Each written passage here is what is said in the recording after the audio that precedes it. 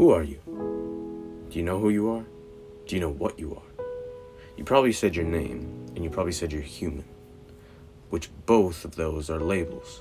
Your name is what you were given when you were born, and a human is what you've been given throughout your life, and what everyone else has called themselves. But who are you? Who is the one listening to me? You see, if you're not your name, and you're not a human, what are you? The real you, what you actually are, is consciousness. Pure, infinite awareness. Being aware of everything at every second. You are formless, shapeless, limitless. You are nothing and everything. You are currently experiencing a human experience. The law of attraction simplified so you don't have to listen to any other videos anymore. The law of attraction is a law that works on everyone and everything. It's like gravity. If you want it or not, if you don't believe in gravity, you're not gonna float off the earth. So that law works on everyone. It mirrors your vibration. So you, not any master, not your dad, not your mom, not a politician, not the president of the United States, not Jesus, you are the creator of your own reality. And you create your reality, like I said, by your vibration. So how do you know your vibration? It's very simple. It's only about how you feel. It's not about thoughts or words.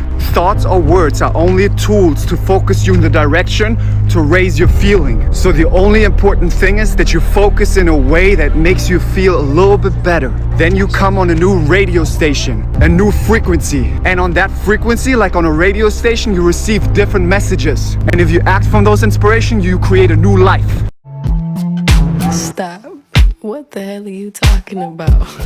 Get my pretty name out of your mouth. Did you know that they put toxic waste that is from the nuclear waste over large tracts of land? Do you know that they growing food under soil that is toxic poison with nuclear stuff? Did you know that the food that you're eating is killing you? Did you know that the water that you're drinking is killing you? You like to eat fast food? Fast food is death food. You don't know. I mean, you trust so much your enemy, and you're so fearful of a man that will tell you the truth. You will listen to me, and then you go back to being the same person. The CIA, dude. Do they think we're dumb? Don't worry, guys. I got you. I have screenshots of every single page of the gateway process document.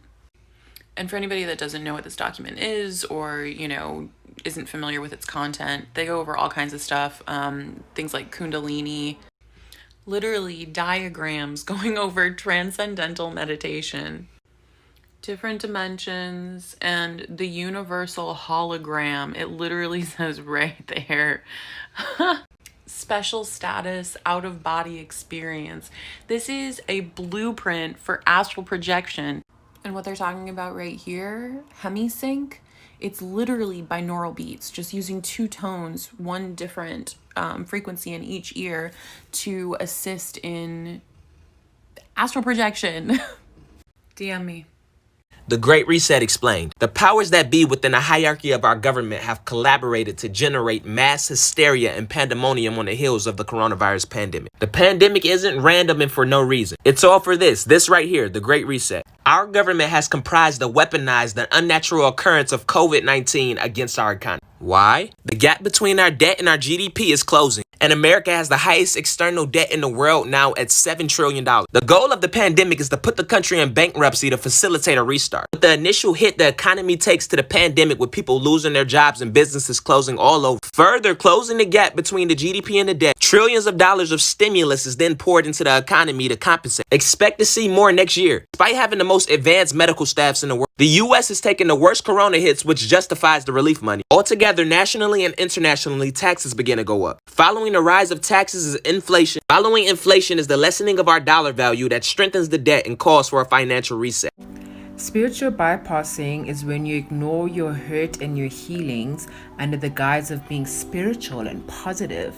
For example, let's say you feel betrayed by a friend And instead of acknowledging those feelings and going through your proper healing journey, side note, I'm going to make a video on how to heal very soon.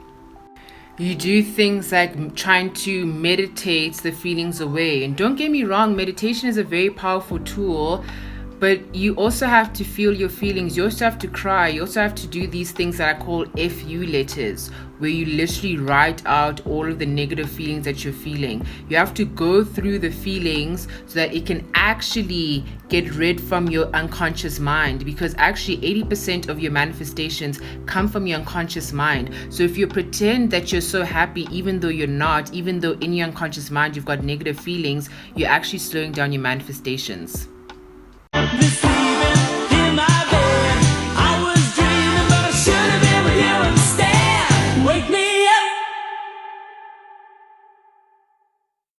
So we attract certain people that basically mirror back to us our wounds in different ways.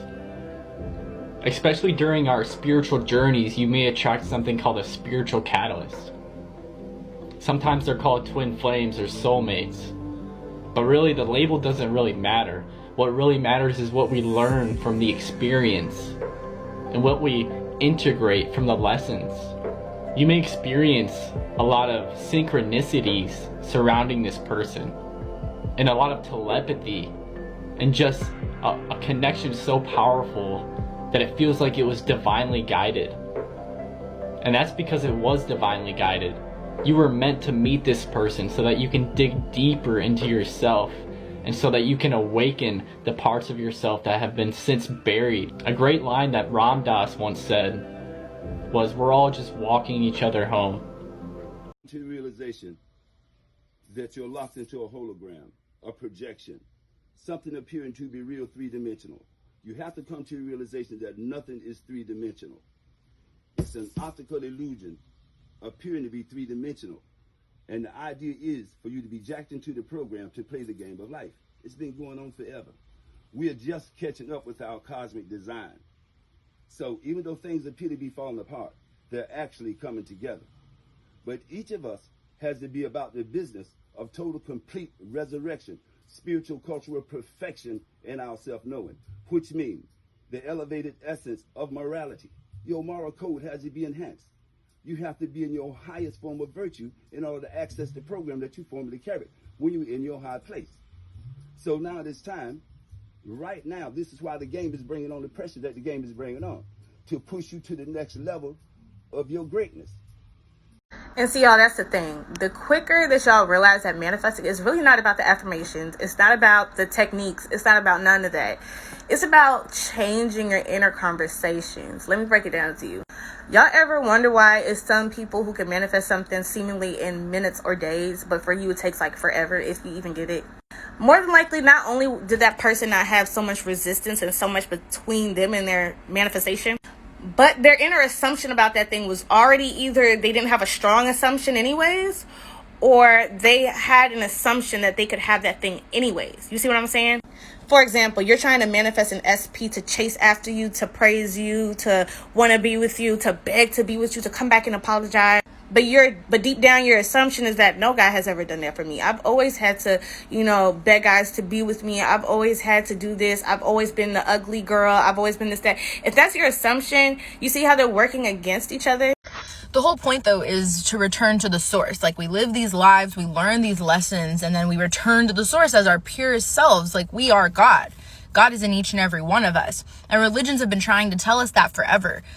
Like, at the root of the religion, that's why so many rivers, but they all reach the sea. They're all making the same points again and again and again, but we keep missing it. It's actually so funny. Like, it's so human of us to fuck up the message. Like, we spent 100 years as a society trying to figure out if, like, God hated gay people. What? Oh my God. Also, if you hate a whole entire group of people in this lifetime, you're probably coming back. So, see you next time. But humans fuck it up by wanting the money and the power and missing the entire point altogether. Like, to where so many people would like to connect to source, but we see the religion and we're like, ew, gross. No, I don't want any part of that. So then boom, now we all have to come back again.